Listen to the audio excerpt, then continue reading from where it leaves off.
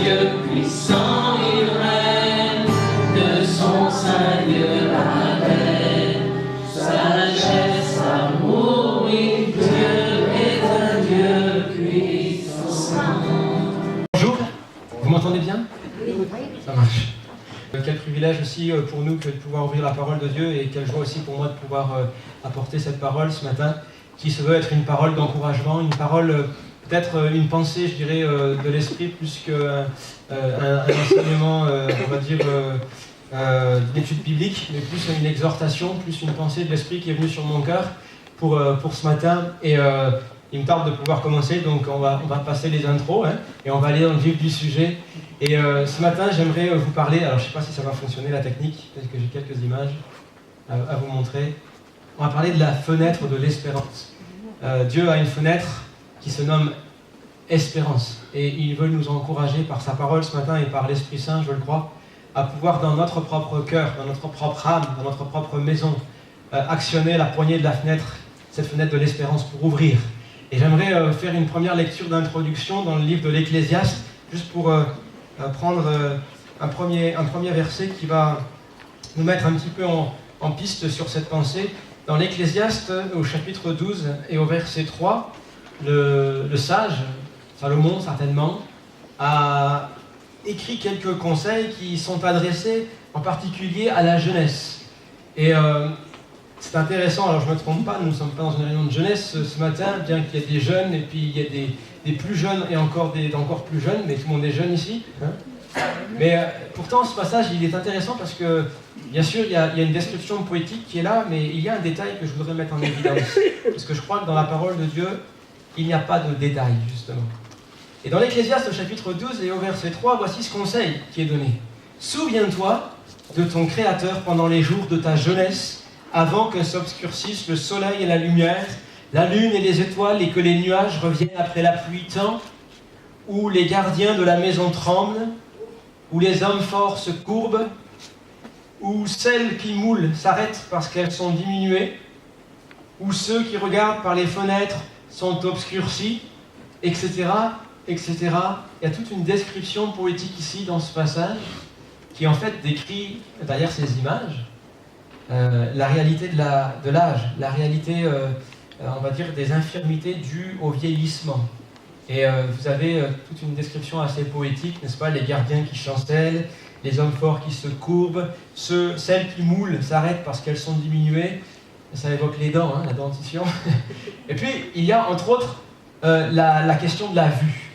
Puisque chacun sait qu'avec l'âge, souvent, la vue en prend aussi un coup. Et on a la vue qui baisse. Alors, on a recours à certaines lunettes ou bien des loupes, parce qu'on a du mal à voir clair, à voir bien. Et je crois que c'est une réalité, bien sûr, que nous pouvons comprendre sur le plan physique. Bien sûr, le conseil de l'Ecclésiaste ici aux jeunes, ce n'est pas, comprenons-nous bien, ce n'est pas essaye d'éviter de vieillir, parce que on a beau essayer, tôt ou tard, ça nous arrive à tous. Et donc le conseil du sage n'est pas évite de vieillir, mais ici c'est bien aime Dieu dès maintenant. Il dit aux jeunes en particulier, n'attends pas d'être dans tes vieux jours pour commencer à vouloir aimer Dieu. Pourquoi? Parce que tu auras un problème au niveau de la vue? Non. Mais s'il y a un impact sur le corps avec l'âge, avec le vieillissement, il y en a un aussi sur l'âme.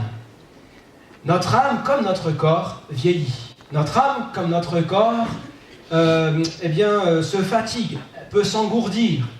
Et le conseil du sage à la jeunesse, c'est de ne pas attendre plus tard pour commencer à brûler pour Dieu. Parce que ce qui va garder notre âme vivante, et même dans la vieillesse, c'est le feu de Dieu dans notre âme. C'est l'enthousiasme que Dieu va mettre dans notre cœur. Alors il les encourage à le vivre dès à présent, et puis pour la suite aussi de leur vie. Mais ça commence déjà maintenant, il l'en dit. Et c'est vrai que lorsque on ne connaît pas le Seigneur dans notre jeune âge, mais qu'on le découvre dans un âge plus mûr, j'ai remarqué souvent qu'à premier abord, les réactions sont plus difficiles, parce que parfois, avec l'âme qui a vieilli sans le feu de Dieu dans son cœur, parfois, il y a comme de la difficulté à pouvoir ressentir même eh bien, des émotions spirituelles telles que la soif de Dieu. Parfois, il y a une certaine apathie spirituelle qui est là et qui peut guetter l'âme de celui qui ne va pas s'attacher à Dieu dès à présent, mais qui attend demain. C'est pourquoi le temps favorable pour répondre à l'appel de Dieu, c'est aujourd'hui. Quel que soit l'aujourd'hui d'ailleurs, mais c'est aujourd'hui. Par la grâce de Dieu, c'est beau, et merci Seigneur pour cette grâce, de voir une personne âgée qui n'avait jamais attaché son cœur à Dieu le faire dans ses vieux jours. Et on a eu la joie l'année passée, à l'église de Bordeaux, de pouvoir baptiser une dame qui avait 85 ans. Et c'est sur le tard qu'elle s'est tournée vers le Seigneur. Et je peux vous dire que c'était tellement émouvant de la voir s'engager ce jour-là, alors que pleine d'émotions, elle nous racontait la manière par laquelle le Seigneur avait fait d'elle, qui était devenue une personne acariâtre et puis fermée, comme une enfant, comme un nouveau-né. C'était tellement touchant. Merci Seigneur pour ce témoignage. Mais combien aussi sombre dans une certaine apathie spirituelle. Alors, je crois que, d'ailleurs, l'enthousiasme spirituel pour notre âme, il ne se trouve qu'en Dieu. Vous savez que le mot enthousiasme, étymologiquement parlant, ça vient de en Dieu, dans Dieu, en, dans, et théos, Dieu, enthousiasme. C'est de là que vient ce mot. Et je crois que l'enthousiasme spirituel, eh bien, quand on le cultive, quand il est en Dieu, il ne va pas s'éteindre avec la vieillesse. C'est vrai, cette description physique de la vieillesse a ses conséquences sur notre vision physique. Ceux qui regardent par les fenêtres, nous dit l'Ecclésiaste, sont obscurcis. Le soleil, la lune, les étoiles sont obscurcis. Bien sûr, ce n'est pas le soleil qui s'obscurcit, mais c'est ceux qui regardent. Eh bien, cette réalité-là, physiquement parlant, elle existe. Mais spirituellement parlant aussi, qu'en est-il de notre âme ? Eh bien, je crois que lorsque notre âme est connectée au ciel, est connectée à l'espérance de Dieu, eh bien, il y a de l'espoir, et bien au contraire, l'enthousiasme spirituel ne s'éteint pas avec la vieillesse, mais il perdure et il va grandissant. Je pensais que vous alliez dire Amen ce matin à cette déclaration de la parole de Dieu. Regardez dans 2 Corinthiens 4, verset 16, qu'est-ce que nous dit l'apôtre Paul ? Il nous dit que si notre être extérieur se détériore, des fois on amène la voiture au contrôle technique et puis plus on avance dans les années, plus il y a des points à revoir. Des fois c'est avec contre-visite. Mais la liste est parfois assez longue. Et c'est vrai que la carcasse peut-être peut s'abîmer. C'est ce que nous dit Paul ici de sa manière en disant que notre homme extérieur se détruit. Mais il dit surtout, notre homme intérieur, lui, se renouvelle jour après jour. Notre homme intérieur se renouvelle de jour en jour. Et ce ne sont pas les années qui vont avoir le pas sur l'enthousiasme spirituel. Parce que Dieu nous dit dans sa parole que le feu qu'il met dans notre âme, c'est un feu qui nous accompagne jusque dans la blanche vieillesse et qui peut garder notre âme vivante et brûlante pour Dieu. Au contraire, plus elle se rapproche de son Créateur, plus cette âme va brûler d'envie, j'ai envie de dire, de plaisir à l'idée de rencontrer son Dieu. Celui qui vieillit sans cette espérance dira « Je n'y prends pas plaisir à mon Créateur » parce qu'il ne l'a pas connu, parce qu'il n'a jamais ouvert la porte. Mais lorsqu'on le fait, notre être intérieur se renouvelle, nous dit l'Écriture. Pourtant, il y a un secret pour que nous puissions vieillir de cette manière-là. Vous savez, Cognac, c'est aussi une région réputée pour le vin, hein. Mais vous savez que le vin vieillit parfois mal, et parfois bien. Et la question du vieillissement spirituel est une question centrale aussi pour nous. Mais il y a un secret pour bien vieillir. Et c'est dans ce passage que nous a donné ce secret juste après. Le verset 17 nous dit ceci. « Car nos légères afflictions du moment présent produisent pour nous, au-delà de toute mesure, un poids éternel de gloire. » Pourquoi ? Parce que nous regardons. Parce que nous regardons. Il y a une manière de regarder qui amène un éveil spirituel et une vitalité spirituelle. Quel est ce regard ? Quelle est cette manière de regarder ? Il nous a dit, parce que nous regardons non point aux choses visibles, mais à celles qui sont invisibles. Car les choses visibles sont passagères et les invisibles sont éternelles. Et ce matin, je suis venu vers vous avec cette question de la part, je le pense, du Saint-Esprit. C'est à quoi regardons-nous dans notre vie? L'Ecclésiaste parlait de ceux qui regardaient par les fenêtres et qui étaient comme obscurcis. J'ai envie de poser cette question ce matin. À travers quelles fenêtres regardons-nous dans notre âme? Quelle est notre vision spirituelle? Quelles sont nos perspectives dans notre âme? Par quelles fenêtres regardons-nous? Et ce matin, j'aimerais vous encourager, vous inviter avec la parole de Dieu à ouvrir la fenêtre de l'espérance. Cette fenêtre qui s'appelle l'espérance. Je voudrais vous inviter à l'ouvrir comme on ouvre une fenêtre dans sa maison après que ça sente le renfermer, vous savez. Qu'est-ce qu'on fait? On aère. Alors c'est vrai qu'on arrive dans la période froide. Donc on essaye d'éviter d'aérer la maison pendant 3 heures, sinon la température va trop baisser. Mais il est quand même bon et c'est recommandé d'ouvrir au moins chaque jour les fenêtres de sa maison un quart d'heure pour laisser l'air se réoxygéner quelque part, rafraîchir. Et notre âme, c'est pareil. Elle a besoin quotidiennement d'être renouvelée par un air pur qui vient d'ailleurs que de l'intérieur, par l'air pur de l'extérieur. Et pour ça, il faut ouvrir des fenêtres.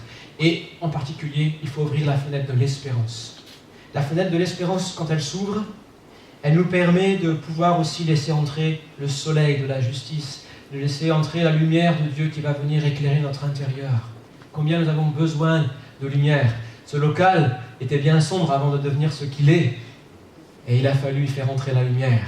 Il a fallu construire des fenêtres et des portes. Il a fallu mettre de la lumière. Il en est ainsi de l'âme. Quand notre âme est trop dans les ténèbres, vous savez ce qu'il pousse? Des champignons. C'est ce qu'il y avait, non? Dans les murs. Alors, je voudrais regarder avec vous un texte central ce matin, c'est dans la Genèse. Il pouvait l'ouvrir quand bon lui semblait. Alors, quand Noé ouvrait la fenêtre, et lorsqu'il va l'ouvrir, il va comme sonder ce qui est encore invisible. Il est en train, en ouvrant de la fenêtre, de dire quelque chose, de confesser quelque chose. Il dit, l'arche dans laquelle Dieu nous a fait entrer n'est pas une arche pour notre destruction. Le lieu dans lequel Dieu nous a placés n'est pas un lieu pour notre mort. Ce n'est pas un lieu pour que nous puissions perdre la vie. Le lieu où Dieu nous a placés, le lieu où Dieu nous a conduits, c'est un lieu qu'il va bénir, un lieu qui va conduire à bon port. C'est le bon berger qui veille sur ma vie et qui me conduit. C'est celui qui a prévu aussi une destination. À chaque fois que Noé ouvrait cette fenêtre, que disait-il? Il disait, le temps viendra où nous sortirons de cette arche. Que faisait-il? Il sondait les temps. Que faisait-il? Il sondait l'esprit, j'ai envie de dire. Il sondait avec l'espérance que le ciel lui apporte une réponse. Que le ciel lui apporte du discernement dans les temps qui étaient les siens et qui passaient. Il ouvrait la fenêtre pour discerner les temps. Et nous avons aussi dans notre âme la possibilité d'ouvrir des fenêtres. Peut-être que nous n'avons pas la possibilité d'ouvrir la porte encore. Mais il y a des fenêtres que Dieu nous appelle à ouvrir maintenant. Parce que Dieu ne nous a pas laissés dans une arche ou dans une épreuve pour qu'on la subisse sans espérance. L'espérance, elle est nécessaire dans l'épreuve. Après, elle ne servira plus, puisque ce qu'on a obtenu, il n'est plus nécessaire de l'espérer, puisqu'il est là. Non? Alors l'arche, la fenêtre. Peut-être que quelqu'un dira, mais dans ma situation et au point où j'en suis rendu, je n'ai plus d'espérance. C'était l'expérience de Jérémie, le prophète. Lui-même dira, à un moment donné, ma force est perdue, je n'ai plus d'espérance en l'Éternel même.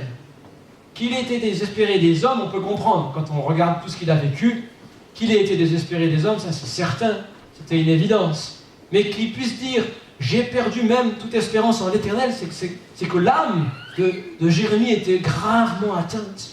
C'est qu'elle avait été gravement éprouvée. C'est que l'épreuve avait été tellement profonde que même il pouvait douter qu'il avait espéré de ce côté-là. Et quand il doit en prendre conscience, vous savez, c'est comme dans une salle, vous rentrez et puis ça semble renfermé. Vous prenez conscience qu'il y a vraiment besoin de faire quelque chose. Alors il va faire quelque chose, Jérémie, il va ouvrir les fenêtres. Dans les Lamentations, chapitre 3, il écrit ceci, « Quand je pense à ma détresse, à ma misère, à l'absinthe et au poison, quand mon âme s'en souvient, elle est abattue au-dedans de moi. » Il a fait le tour de l'arche et il connaît toute la réalité. Mais il dit, voici ce que je veux repasser en mon cœur, ce qui me donnera de l'espérance. Mais oui, il y a une fenêtre à ouvrir. Et peut-être cette fenêtre, elle est là pour toi ce matin. Quelle est-elle? Les bontés de l'Éternel ne sont pas épuisés. Peut-être le stock diminue, mais les bontés de l'Éternel, elles ne sont pas épuisées. Les bontés de l'Éternel ne sont pas épuisées. Ses compassions ne sont pas à leur terme. Elles se renouvellent chaque matin. Oh, que ta fidélité est grande. Que nous puissions ouvrir cette fenêtre sur notre âme ce matin pour pouvoir faire comme Noé et voir l'invisible, même dans des situations difficiles. Notre pensée, c'est que il y a dans notre main le pouvoir de dire oui ou de dire non. C'est à nous de décider d'ouvrir la fenêtre ou bien de la laisser fermer. C'est un point important. Pourquoi, tout d'un coup, Noé, au bout de 40 jours, a-t-il décidé d'ouvrir la fenêtre? Nul ne sait. Mais il a pris dans son cœur une décision. Je vous ferai remarquer que Dieu ne lui a pas dit « Noé, maintenant, ouvre la fenêtre de l'arche ». C'est Noé qui a pris la décision d'ouvrir la fenêtre. Et il y a une différence à faire entre la porte et la fenêtre. Celui qui ouvre les portes, celui qui ferme les portes, c'est Dieu. Et c'est seulement Dieu. La porte de l'arche avait été fermée par Dieu lui-même. C'est lui qui fixait le temps, le moment. C'est lui qui avait fermé la porte. Et quand Dieu ferme une porte, personne ne l'ouvre. Et l'Écriture nous dit que quand il ouvre une porte, personne ne la ferme. Dans l'Apocalypse, c'est ainsi que nous est présenté le Seigneur Jésus. Celui qui a la clé de David, qui ouvre une porte et que personne ne ferme, et qui ferme une porte et que personne n'ouvre. C'est ainsi que nous est présenté notre Seigneur. Et pour Noé, pour sa famille, c'est Dieu qui était aux commandes de la porte. Il a fermé la porte de l'arche, et c'est sur son ordre que la porte a été ouverte. C'est Dieu lui-même qui parlera à Noé cette fois-ci en donnant l'ordre d'ouvrir la porte et de sortir de l'arche, lui et sa famille. Et ceci nous rappelle que Dieu est souverain. Dieu règne, que c'est lui qui a autorité. Le psaume 29 nous dit que l'Éternel était sur son trône lors du déluge. Et l'Éternel est sur son trône, il règne éternellement. Et la consolation pour notre âme, un sujet d'espérer ce matin, c'est que non seulement dans notre vie Dieu règne, mais en plus il règne pour notre bien. Et voici, toute chose concourt au bien de ceux qui aiment Dieu. Ou, plus exactement, Dieu fait concourir toute chose au bien de ceux qui l'aiment. C'est cette foi-là, cet espoir-là, qui rend notre foi vivante et solide. C'est à nous de décider par contre d'ouvrir la fenêtre. Dieu est celui qui maîtrise et qui a les temps dans ses mains. On l'a chanté tout à l'heure. Les temps sont dans sa main, du début à la fin. Et si nos lendemains sont dans sa main, nous devons y participer de quelle manière? Eh bien, en décidant d'ouvrir ou pas l'espérance de notre âme. C'est Noé qui l'a ouverte, la fenêtre de l'arche. Et il a pris la décision de le faire, et il a fait le bon choix. Parce que s'il n'avait pas fait cela, bien sûr, on ne peut pas réécrire l'histoire. Hein. Mais s'il n'avait pas ouvert cette fenêtre, il y aurait eu des conséquences tout autres que celles qu'il a connues. Et j'aimerais vous encourager à ne pas mépriser, peut-être, c'est une chose simple ce matin que je vous dis, mais à ne pas mépriser peut-être le désir du Saint-Esprit à travers cette indication toute simple. Parce qu'elle peut avoir des répercussions tellement importantes et tellement grandes, peut-être qu'on ne soupçonne pas. Une graine d'espérance, elle peut engendrer une grande forêt. Mais si vous ne plantez pas cette graine, alors vous n'aurez aucune récolte. L'espérance que nous plaçons en Dieu apportera son fruit. Et j'aimerais vous encourager à travers une autre pensée, la dernière ce matin, pour nous aider à le faire. C'est que nous ne sommes pas seuls derrière la fenêtre. Parce que Noé, près de la fenêtre qu'il a ouverte, a trouvé un allié très utile. Je veux parler de la colombe. Il a trouvé une colombe qu'il va utiliser, disons les choses, qui va lui être utile en tout cas. Mais plus qu'utile, entre lui et la colombe va se créer comme une complicité, comme une intimité. Et cette complicité, cette intimité entre Noé et la colombe nous parle aussi de celle que nous pouvons avoir avec l'Esprit Saint, avec le Saint-Esprit. Jésus a dit qu'il demanderait un autre consolateur pour nous, l'Esprit de vérité, qui serait avec nous toujours, qui demeurerait en nous. Et c'est cette réalité-là, d'une certaine manière, que Noé va vivre. La colombe qui va lâcher par la fenêtre lui permettait en fait de sonder les choses invisibles. Il n'avait pas la possibilité de plonger son regard vers les choses invisibles qui étaient hors de sa portée. La colombe le pouvait pour lui. Et lorsqu'il a envoyé la colombe, j'ai envie de dire de l'esprit, elle avait un message en retour à lui apporter. Peut-être que ce message était à certains moments, il faut attendre encore, mais il y a de l'espoir. À certains moments, la colombe ramenait un indice. C'était comme des temps, comme une réponse à des temps voulus de Dieu. Et si nous avons cette intimité avec la colombe, avec le Saint-Esprit, nous pouvons nous aussi sonder les choses invisibles. Nous pouvons nous aussi regarder à l'invisible et pas seulement au visible. Parce que le visible est trop visible, justement. Nous avons besoin d'aide. Et le Saint-Esprit nous a été donné. Et le Saint-Esprit nous est donné pour que nous puissions justement sonder ces choses-là. Dans l'Écriture, dans les Corinthiens, au chapitre 2 et au verset 9, il nous est dit que ce sont les choses que l'œil n'a pas vues, que l'oreille n'a pas entendues, qui ne sont pas montées au cœur de l'homme. Autrement dit, livré à lui-même, l'homme ne peut pas les connaître. Mais elles nous sont révélées par l'Esprit Saint. Car l'Esprit sonde tout, même les profondeurs de Dieu. La colombe était capable, elle, de rapporter une branche d'olivier. Noé n'avait pas la main assez longue. Mais Dieu avait prévu une fenêtre et il avait donné la colombe. Et Dieu a prévu une fenêtre pour notre âme. Elle est là. En quel état est notre fenêtre? Est-elle verrouillée? La poignée est-elle ouverte? C'est à nous de l'activer de l'intérieur. Mais la fenêtre est là dans notre âme. Et Dieu nous a donné aussi l'Esprit Saint pour nous aider, peut-être à travers de soupirs inexprimables même, à ouvrir la fenêtre de l'espoir. Celui qui éteint l'espérance, c'est le diable. Celui qui détruit et qui piétine l'espoir, c'est notre ennemi, c'est l'ennemi de notre âme. Celui qui veut nous priver de la lumière du ciel et de l'air pur et frais de l'Esprit Saint. Mais c'est à nous de décider d'ouvrir ou pas cette fenêtre. Noé l'a fait. Et l'Esprit Saint nous aide à le faire aussi. Alors j'aimerais conclure ce matin avec cette question: que ferons-nous finalement de la fenêtre de l'espérance que Dieu a placée en nous? Nous pouvons choisir, puisque c'est entre nos mains, de nous résigner, peut-être dans la difficulté, dans l'épreuve, et puis de fermer notre cœur, de garder notre cœur endurci. J'ai noté ce matin que le Saint-Esprit a parlé à travers un don spirituel sur le fait de pouvoir rendre un cœur peut-être dur, qui s'est endurci, malléable, commencer un travail. Et c'est une décision qui appartient à chacun finalement. Dieu ne va pas nous obliger à ouvrir la fenêtre. Mais le Saint-Esprit nous a donné ce matin à travers aussi ce don pour nous aider justement à ouvrir la fenêtre. Peut-être que Dieu ne te demande pas un effort finalement si surhumain. Peut-être même que c'est qu'une toute petite fenêtre. Mais la taille de la fenêtre n'importe pas. C'est la lumière qui est derrière qui est importante. Et puis vous savez, même par un petit trou, quand l'Esprit souffle, l'air remplit la maison. Alors fais-le ce matin. Je t'encourage à le faire.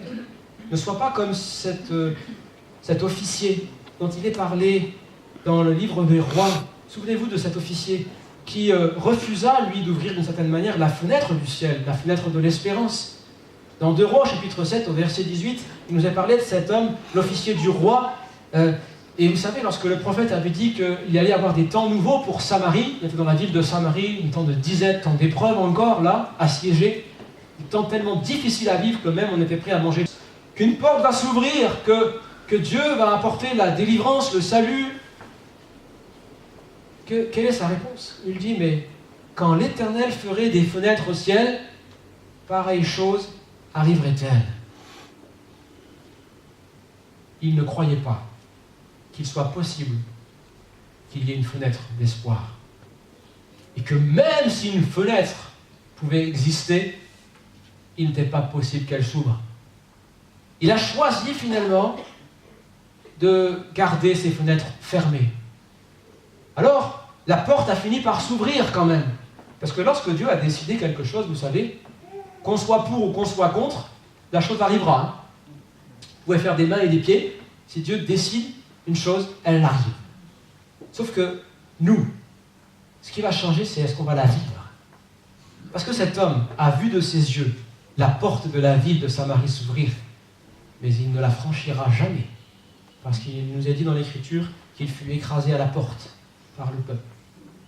Ceux qui franchirent la porte crurent qu'il y avait de l'espoir et de l'espérance. Cet exemple, qui bien sûr est marquant dans l'Écriture, est là pour aussi nous laisser un avertissement quelque part.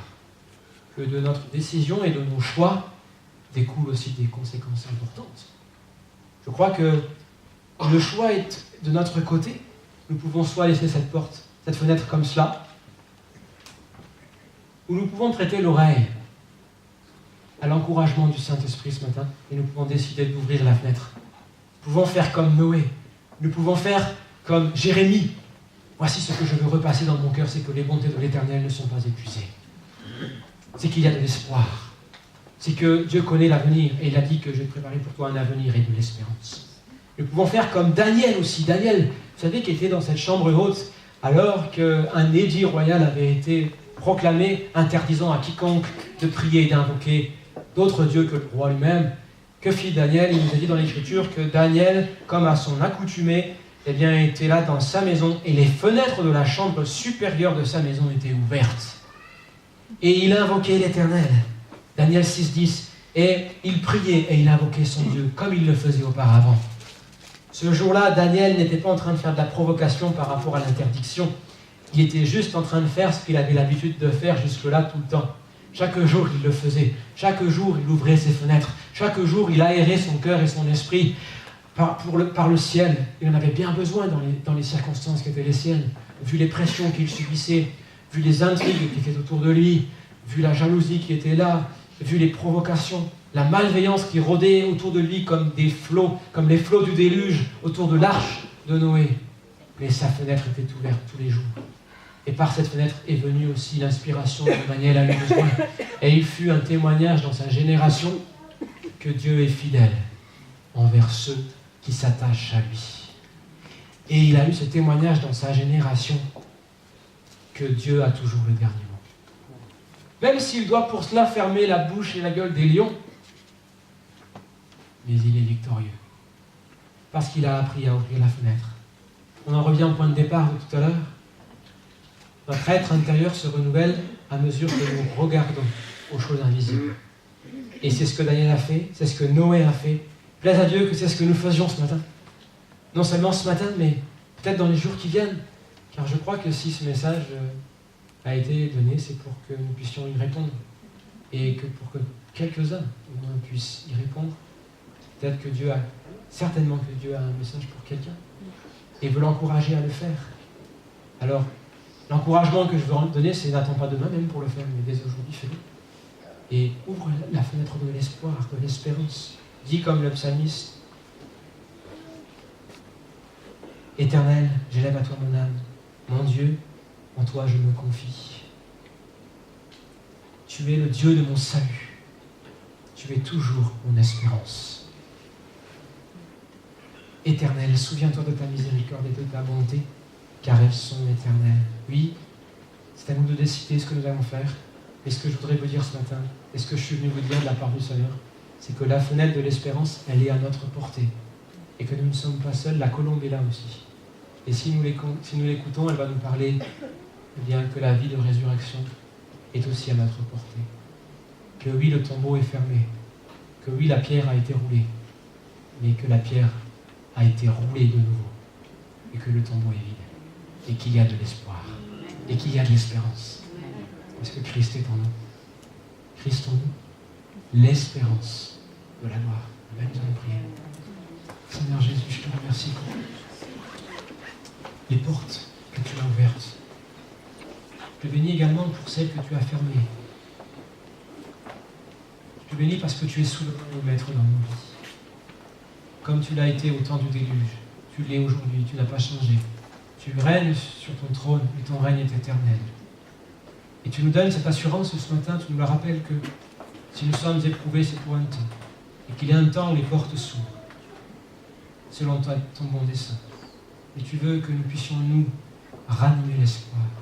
Seigneur, je prie ce matin pour que, Seigneur, nous tous qui sommes appelés par toi à ouvrir la fenêtre de notre cœur pour saisir ton espérance, tu viennes à notre secours pour nous aider à le faire. Je te prie pour les mains qui fléchissent peut-être, pour les genoux qui chancellent, pour les bras qui sont peut-être découragés, Seigneur, et qui n'ont plus la force même de se lever. Comme on l'a chanté tout à l'heure, je me tiens debout et je lève mes mains vers le ciel pour ouvrir la fenêtre de l'espérance, Seigneur. Je te prie que tu viennes les assister. Tu dis dans ta parole que la foi, c'est l'assurance des choses qu'on espère. Seigneur, et tu veux nous donner encore à espérer ce matin. Aussi souffle par ton esprit, Seigneur, et que le vent de ton esprit puisse remplir ce lieu de ta présence, remplir les cœurs de ta foi, Père. Merci parce que tu es celui qui a les temps et nos lendemains dans tes mains, Seigneur. Rends-nous participants, Seigneur, des lendemains que tu as prévus pour nous. Fais de nous des ouvriers avec toi, Seigneur. Dans le nom de Jésus, Amen. On a besoin d'espérance. Qu'on puisse saisir cette parole par la foi. Amen. Qu'on puisse saisir